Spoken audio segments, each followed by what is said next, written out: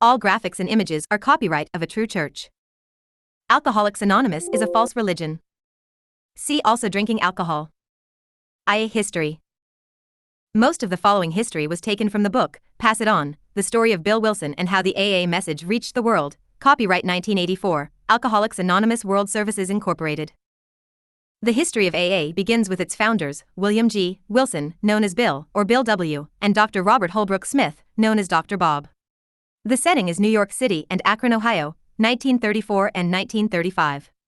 Both Bill and Dr. Bob were captive to the sin of dissipation, being drunks who, according to their own testimonies, no longer wanted to be drunks. Bill Wilson found victory over his compelling drive to drink alcoholic beverages through the influence of a Dr. Silkworth and an old-time former drinking buddy named Ebby T. Dr. Silkworth worked at a hospital in New York City working with drunkards. Silkworth convinced Bill that he had an allergy, and his propensity to drink and get drunk was an illness. In the AA book entitled, Pass It On, The Story of Bill Wilson and How the AA Message Reached the World, it says, Bill listened, entranced, as Silkworth explained his theory. For the first time in his life, Bill was hearing about alcoholism not as a lack of willpower, not as a moral defect, but as a legitimate illness. It was Dr. Silkworth's theory, unique at the time, that alcoholism was the combination of this mysterious physical allergy and the compulsion to drink, that alcoholism could no more be defeated by willpower than could tuberculosis. Bill's relief was immense. Page 102, copyright 1984. A little later on page 104 they write, because he now understood what it was about, because he now knew that he was an alcoholic and could not safely take one drink, Bill believed that he had found his salvation. This knowledge was not quite enough though. Bill stayed sober for several weeks, exact time unknown, but soon went back to the bottle sometime in March of 1934. By November of 1934 Bill had been in and out of the hospital at least twice because of his excessive drinking, and matters looked very bleak. Then came along Bill's old drinking buddy, whom he had not seen for 5 years, Ebby T. Ebby shared with him that he got religion, and it had kept him sober for several months. Bill was intrigued by his friend's newfound sober life via religion, and eventually Bill went back to the hospital, drunk, of course, saying that he had found something and apparently to sober up. Actually, in the hospital is when he found something which, as the story goes, was the turning point of his life. On page 120 of Pass It On, it records, in his helplessness and desperation, Bill cried out, I'll do anything, anything at all. He had reached a point of total, utter deflation, a state of complete, absolute surrender. With neither faith nor hope, he cried, if there be a God, let him show himself. What happened next was electric. Suddenly, my room blazed with an indescribably white light. I was seized with an ecstasy beyond description. Every joy I had known was pale by comparison. The light, the ecstasy, I was conscious of nothing else for a time. Then, seen in the mind's eye, there was a mountain. I stood upon its summit, where a great wind blew. A wind, not of air, but of spirit. In great, clean strength, it blew right through me. Then came the blazing thought, you are a free man. I know not at all how long I remained in this state, but finally the light and the ecstasy subsided. I again saw the wall of my room. As I became more quiet, a great peace stole over me, and this was accompanied by a sensation difficult to describe. I became acutely conscious of a presence which seemed like a veritable sea of living spirit. I lay on the shores of a new world. This, I thought, must be the great reality. The God of the preachers. Bold added. One paragraph later it continues. Bill Wilson had just had his 39th birthday, and he still had half his life ahead of him. He always said that after that experience, he never again doubted the existence of God. He never took another drink. Even though it says, he never again doubted the existence of God, it also records his immediate doubt.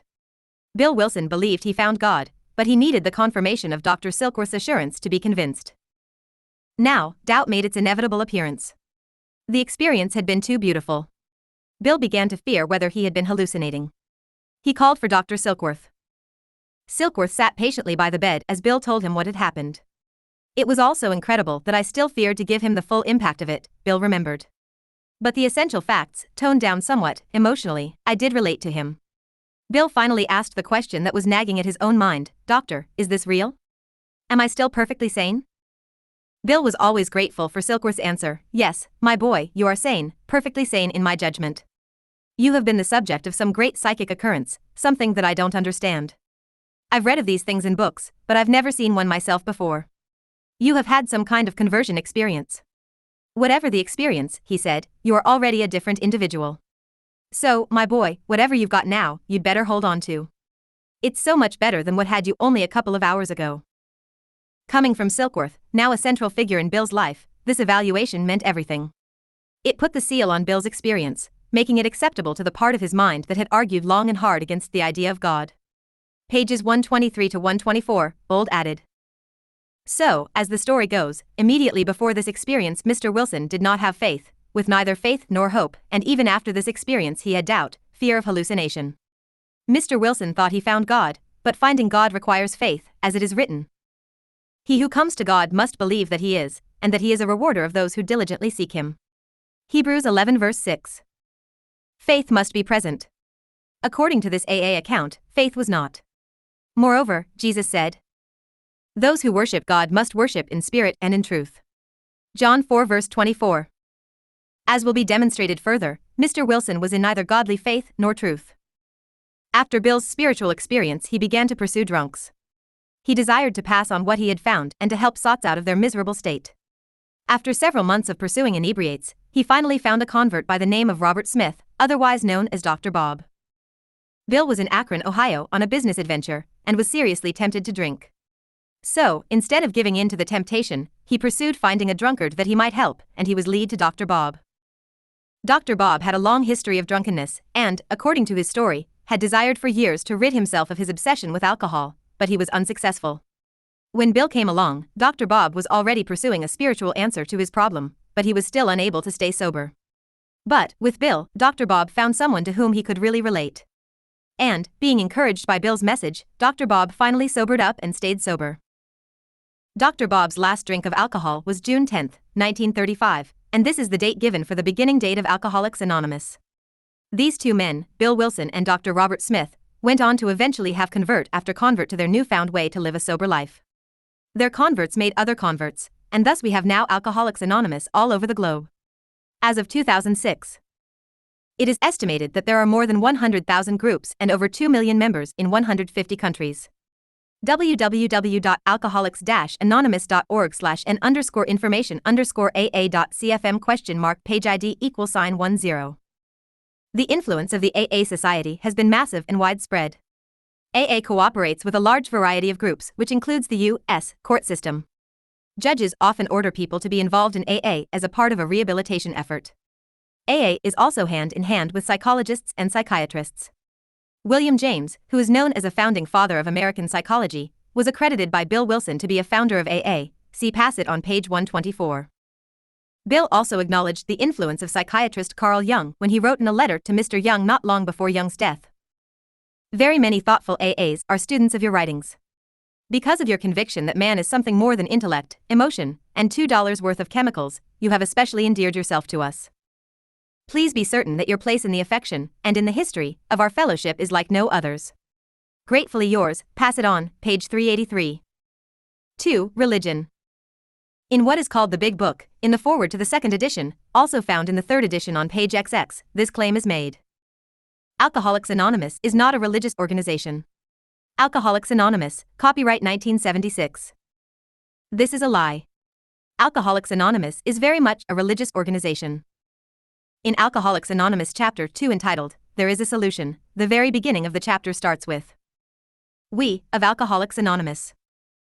So, it is the Society of AA speaking, and they say in this chapter on page 25, "We have found much of heaven and we have been rocketed into a fourth dimension of existence of which we had not even dreamed.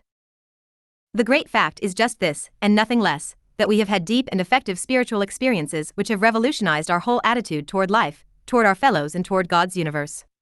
The central fact of our lives today is the absolute certainty that our Creator has entered into our hearts and lives in a way which is indeed miraculous." In Chapter 5 entitled, How It Works, the AA Society writes, "We trust infinite God rather than our finite selves. We are in the world to play the role He assigns. Just to the extent that we do as we think He would have us, and humbly rely on Him, does He enable us to match calamity with serenity? We never apologize to anyone for depending upon our Creator.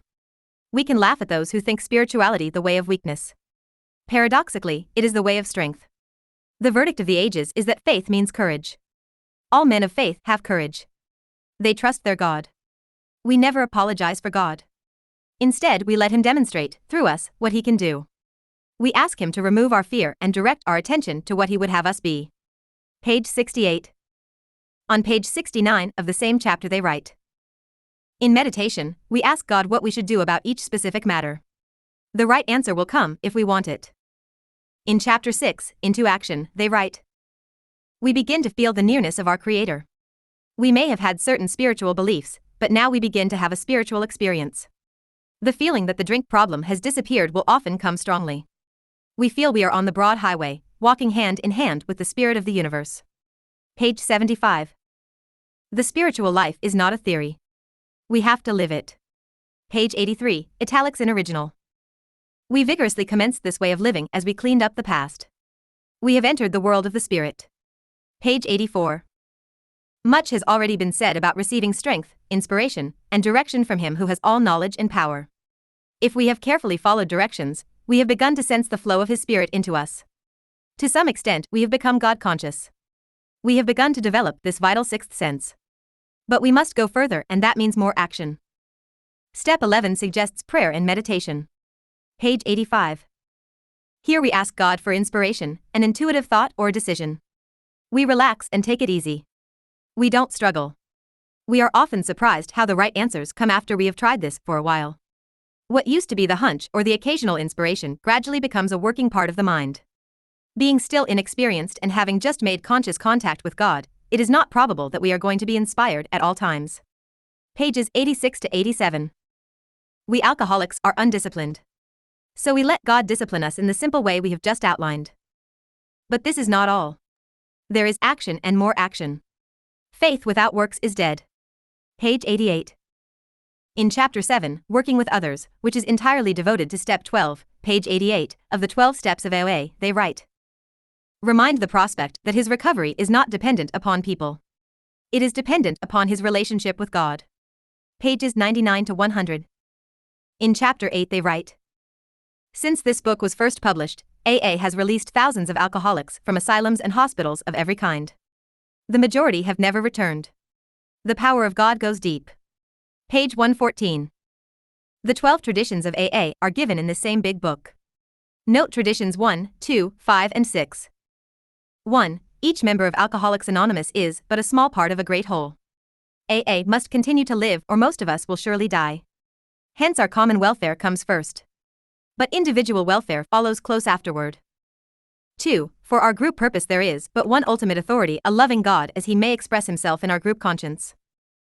5. Each Alcoholics Anonymous group ought to be a spiritual entity having but one primary purpose, that of carrying its message to the alcoholic who still suffers. 6. Problems of money, property, and authority may easily divert us from our primary spiritual aim. Page 565, italics in original. For a non-religious organization to have a primary spiritual aim is oxymoronic. Tradition number 7 speaks of their spiritual heritage and number 12 reads, 12. And finally, we of Alcoholics Anonymous believe that the principle of anonymity has an immense spiritual significance. Indeed it does. The immense spiritual significance of anonymity is that they are walking in darkness, as it is written, the fool walks in darkness. Ecclesiastes 2 verse 14. They keep it anonymous, because they are evil and they do not want themselves and their evil deeds to be exposed, as it is written, everyone practicing evil hates the light and does not come to the light, lest his deeds should be exposed. John 3 verse 20. So, the second word in the name of the organization is anonymous, and this concept has an immense spiritual significance, yet they are not a religious organization? You can believe that when pig meat is no longer pork. On page 182 of the big book, Alcoholics Anonymous, they write this of the third member of OA. Pioneer member of Akron's group number 1, the first AA group in the world. He kept the faith, therefore, he and countless others found a new life. Italics in original. At the end of this third member's testimonial, he says, I'm so grateful for both the program and the people in it that I still want to go, and then probably the most wonderful thing that I learned from the program, I've seen this in the AA grapevine a lot of times, and I've had people say it to me personally, and I've heard people get up in meetings and make the same statement. The statement is, I came into AA solely for the purpose of sobriety, but it has been through AA that I have found God. In the foreword to the AA book, 12 Steps and 12 Traditions, in the third paragraph it reads, AA's 12 steps are a group of principles, spiritual in their nature, which, if practiced as a way of life, can expel the obsession to drink and enable the sufferer to become happily and usefully whole. In the AA book, Alcoholics Anonymous Comes of Age, they write, The Society of Alcoholics Anonymous is spiritually as well as morally centered. Nearly every AA member comes to believe in and depend upon a higher power which most of us call God. In AA, practically no full recovery from alcoholism has been possible without this all-important faith. God, as we understand Him, is the foundation upon which our fellowship rests. Page 253, copyright 1985, italics in original. So, here we have an organization that is not supposed to be religious, but it is spiritually centered, and the foundation upon which they rest is God, as we understand Him. That's as religious as it gets. Most every religion rests on God as that religion, understands Him. Also, on page XX they write, by personal religious affiliation, we include Catholics, Protestants, Jews, Hindus, and a sprinkling of Muslims and Buddhists. AA is a religious organization, and like some other religions, it affiliates with others of various religious persuasions. 3. Idolatry. As mentioned above, AA propagates at God, as we understand Him. This is emphasized in both Step 3 and 11 of their 12-step recovery program. 3. Made a decision to turn our will and our lives over to the care of God as we understood Him. 11. Sought through prayer and meditation to improve our conscious contact with God as we understood Him, praying only for knowledge of His will for us and the power to carry that out. Alcoholics Anonymous, page 59, italics in original. With this God, as we understand Him, the true God continues to be rejected, Romans 1 verses 18 to 32, and the acceptance of false gods, idolatry, abounds. For example, they write, when, therefore, we speak to you of God, we mean your own conception of God. Ibid, page 47. If the man be agnostic or atheist, make it emphatic that he does not have to agree with your conception of God. He can choose any conception he likes, provided it makes sense to him. The main thing is that he be willing to believe in a power greater than himself and that he live by spiritual principles. Ibid, page 93, italics in original. This is exactly what Romans 1 talks about. It says they changed the glory of the incorruptible God into an image made like corruptible man and birds and four-footed animals and creeping things. Romans 1 verse 23. In other words, they come up with a God of their own idea, a God as they understand Him. Romans also says they exchanged the truth of God for the lie. Romans 1 verse 25. All men know about the true God, Romans 1 verses 18 to 20, but they reject Him and follow after false gods, idolatry, gods of their own making, yet the true God they hate. As it is written, and even as they did not like to retain God in their knowledge, God gave them over to a debased mind. Romans 1 verse 28.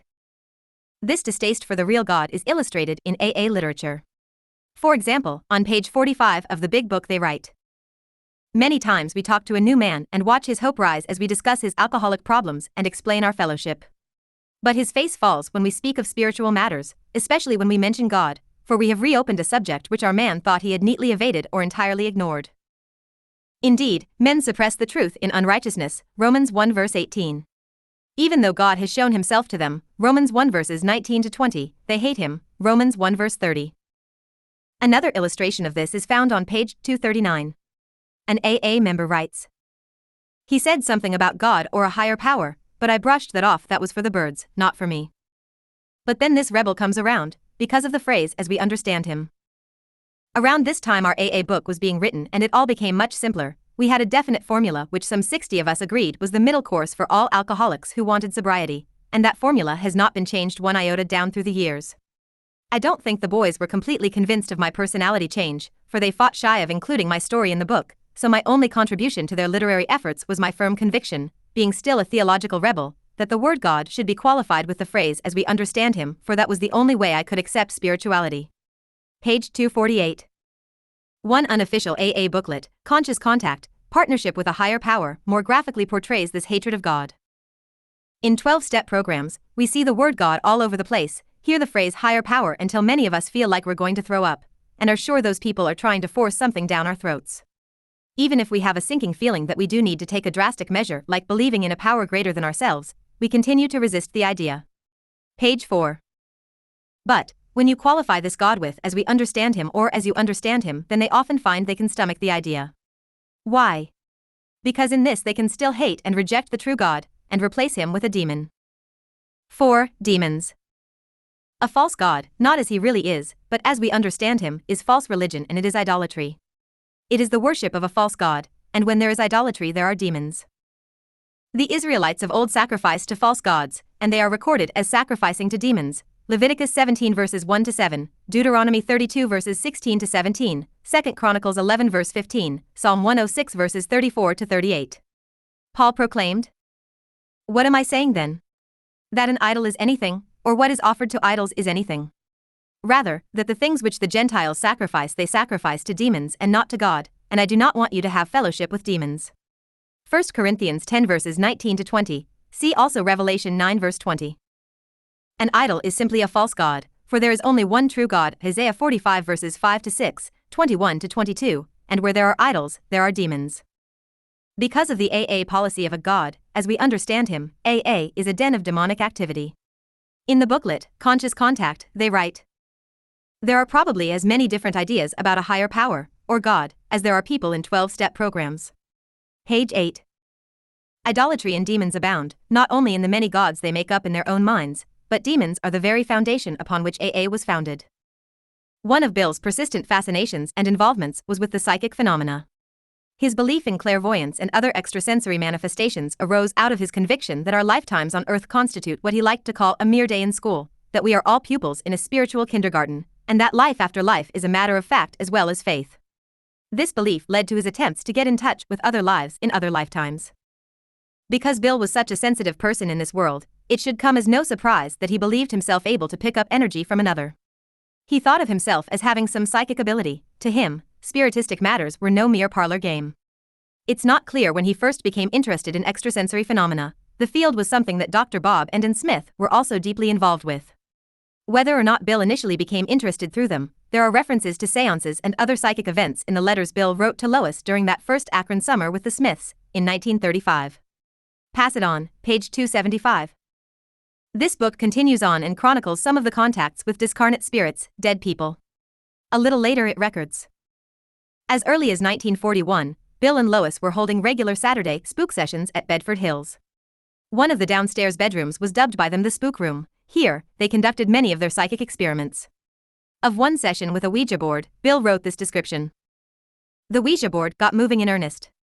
What followed was the fairly usual experience. It was a strange melange of Aristotle, St. Francis, diverse archangels with odd names, deceased friends, some in purgatory and others doing nicely, thank you. There were malign and mischievous ones of all descriptions, telling of vices quite beyond my ken, even as former alcoholics. Then, the seemingly virtuous entities would elbow them out with messages of comfort, information, advice, and sometimes just sheer nonsense. Bill would lie on the couch in the living room, semi-withdrawn, but not in a trance, and receive messages, sometimes a word at a time, sometimes a letter at a time. And B, neighbor and spook circle regular, would write the material on a pad." Page 278. One of the regular members of the spooking circle testified. Now these people, Bill and Dr. Bob, believed vigorously and aggressively. They were working away at the spiritualism, it was not just a hobby. Page 280. The Lord says of those who are spiritists, as Bill and Dr. Bob were, and those who call up the dead, as these men did, that they are an abomination to him, Deuteronomy 18 verses 11 to 12. The Lord also asks the rhetorical question in Isaiah 8 verse 19. Should they seek the dead on behalf of the living? The answer should be an obvious, no. The Lord continues and says, "To the law and to the testimony. If they do not speak according to this word, it is because there is no light in them." Isaiah 8 verse 20. There was no light in the founders of AA, Bill and Dr. Bob. They were an abomination to God, and they got people to abandon themselves to demons. We were now at step 3.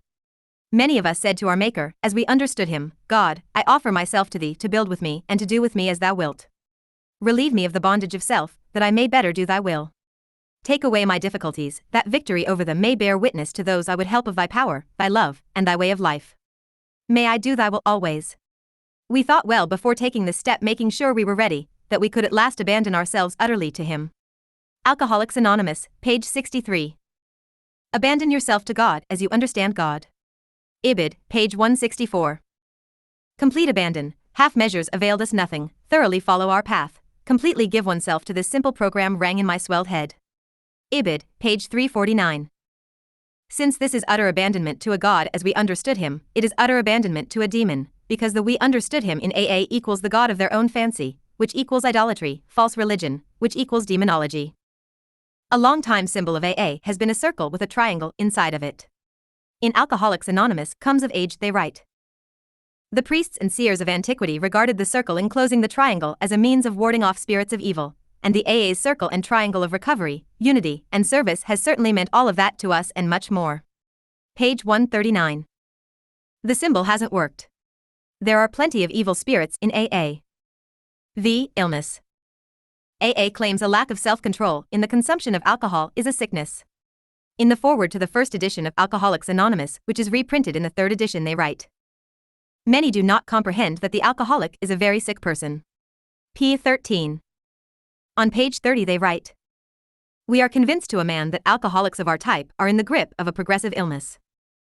Speaking of alcoholism, they write on page 18, an illness of this sort, and we have come to believe it an illness, involves those about us in a way no other human sickness can. If a person has cancer, all are sorry for him and no one is angry or hurt. But not so with the alcoholic illness, for with it there goes annihilation of all the things worth while in life. It engulfs all whose lives touch the sufferers. It brings misunderstanding, fierce resentment, financial insecurity, disgusted friends and employers, warped lives of blameless children, sad wives and parents. Anyone can increase the list. There's a reason there is such a stark contrast between cancer and alcoholism. One is a physical illness, the other is moral. But AA wants desperately to get away from this moral reality. For example, in one testimony in the Big Book it is written, that was the point at which my doctor gave me the book Alcoholics Anonymous to read. The first chapters were a revelation to me. I wasn't the only person in the world who felt and behaved like this. I wasn't mad or vicious, I was a sick person. I was suffering from an actual disease that had a name and symptoms like diabetes or cancer or TB, and a disease was respectable, not a moral stigma. Page 227. Another testimony reads like this. I realized that there were other people in this world who behaved and acted as I did, and that I was a sick person, that I was suffering from an actual disease. It had a name and symptoms, just like diabetes or TB. I wasn't entirely immoral, I wasn't bad, I wasn't vicious. It was such a feeling of relief. Page 392. Smooth words and deceits comfort the wicked human heart, Isaiah 30 verse 10, Jeremiah 17 verse 9. Alcoholics Anonymous records their Lasker Award given to them in 1951, and they cite it in part on page 573. The American Public Health Association presents a Lasker Group Award for 1951 to Alcoholics Anonymous in recognition of its unique and highly successful approach to that age-old public health and social problem, alcoholism. In emphasizing alcoholism as an illness, the social stigma associated with this condition is being blotted out. Ellipsis in original. Yes, indeed, the truth about the sin of drunkenness is being blotted out in the minds of many by AA. Nevertheless, the truth of God still stands. God sends drunkards to hell, 1 Corinthians 6 verses 9 to 10, Galatians 5 verses 19 to 21. It is moral and spiritual rebellion against God, Proverbs 17 verse 11, and the Lord will destroy these rebels in the lake of fire, Revelation 21:8 / Deuteronomy 25:16. The only sense in which drunkenness is an illness is that it is a result of the disease everyone is born with, as sin, Psalm 51 verse 5, 58 verse 3, Romans 5 verses 12 to 19, and this is only cured by his stripes, Isaiah 53 verse 5, 1 Peter 2 verse 24. 6. Different. AA attempts to convince people that sots, alcoholics, are a different class of people. Ibid, page 146. On page 30 of the Big Book they say, most of us have been unwilling to admit we were real alcoholics. No person likes to think he is bodily and mentally different from his fellows. Therefore, it is not surprising that our drinking careers have been characterized by countless vain attempts to prove we could drink like other people. The idea that somehow, someday he will control and enjoy his drinking is the great obsession of every abnormal drinker. The persistence of this illusion is astonishing. Many pursue it into the gates of insanity or death. We learned that we had to fully concede to our innermost selves that we were alcoholics. This is the first step in recovery. The delusion that we are like other people, or presently may be, has to be smashed. If drunkards are a different class of people, then so are sodomites, homosexuals, pedophiliacs, liars, murderers, fornicators, adulterers, transvestites, revilers, extortioners, blasphemers, traitors, impostors, cowards, kidnappers, sorcerers, idolaters, thieves, gluttons, prostitutes, hypocrites, backbiters, boasters, gossipers, slanderers, deceivers, etc. They all have this same exact thing in common, a serious lack of self-control. 7. No cure. AA admits they have no cure, but that's because they are under the delusion that there isn't one. They write, we alcoholics are men and women who have lost the ability to control our drinking. We know that no real alcoholic ever recovers control. Ibid, page 30. One man put it like this: once an alcoholic, always an alcoholic. Ibid, page 344. Another tells this story. One of the fellows, I think it was Doc, said, "Well, you want to quit?" I said, "Yes, Doc, I would like to quit, at least for 5, 6, or 8 months, until I get things straightened up, and begin to get the respect of my wife and some other people back, and get my finances fixed up, and so on." And they both laughed very heartily, and said, "That's better than you've been doing, isn't it?" Which of course was true. They said, "We've got some bad news for you." It was bad news for us, and it will probably be bad news for you.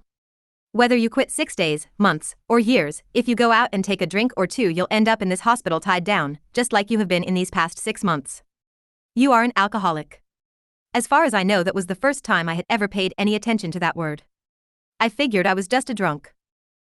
And they said, "No, you have a disease, and it doesn't make any difference how long you do without it, after a drink or two you'll end up just like you are now." That certainly was real disheartening news, at the time. Ibid, pages 187 to 188. Indeed, it is disheartening news. AA's 12 steps cure no one, and they even admit it. But there is good news apart from AA. 8. The cure. Jesus' one step offers the one and only complete and absolute cure. "If you abide in my word, you are my disciples indeed. And you shall know the truth, and the truth shall make you free." John 8 verses 31 to 32. How can a young man cleanse his way? By taking heed according to your word, Psalm 119 verse 9. Taking heed to the word of God delivers from the bondage of alcoholism. There is nothing else that can, Acts 4 verse 12. And, once a person is delivered, they could even drink alcohol in moderation, because they would have the Holy Spirit, John 7 verses 37 to 39, who brings with him self-control, Galatians 5 verses 22 to 23. A True Church, P.O. Box 797 Moody's, Oklahoma, 74444. 1-800-HOW-TRUE www.atruechurch.info